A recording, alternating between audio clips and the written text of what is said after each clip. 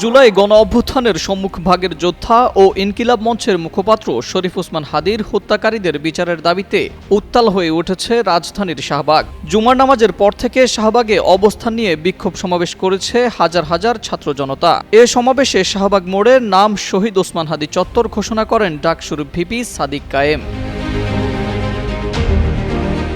শুক্রবার বিকেলে শাহবাগের বিক্ষোভ সমাবেশ থেকে এ ঘোষণা দেন ডাকসু ভিপি। তিনি বলেন, এখন থেকে শাহবাগের নাম হবে শহীদ ওসমান হাদী চত্বর।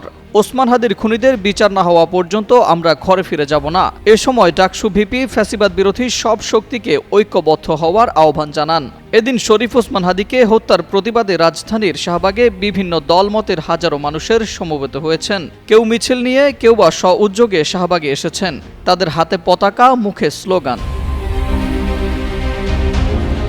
এর আগে বৃহস্পতিবার রাত 10:15টার দিকে সিঙ্গাপুর জেনারেল হাসপাতালে চিকিৎসাধীন অবস্থায় শরীফ ওসমান হাদীর মারা যাওয়ার খবর ছড়িয়ে পড়লে বিক্ষোভে ফেটে পড়ে ছাত্র জনতা। জুলাই গণ অভ্যুত্থানের অন্যতম সংগঠক শরীফ ওসমান হাদী গত 12 ডিসেম্বর রাজধানীর বিজয়নগরে গণসংযোগকালে চলন্ত রিকশায় থাকা অবস্থায় দুর্বৃত্তদের গুলিতে আহত হন। প্রথমে ঢাকা এবং পরে সিঙ্গাপুরে চিকিৎসা চলাকালে বৃহস্পতিবার রাতে তিনি শেষ নিঃশ্বাস ত্যাগ করেন।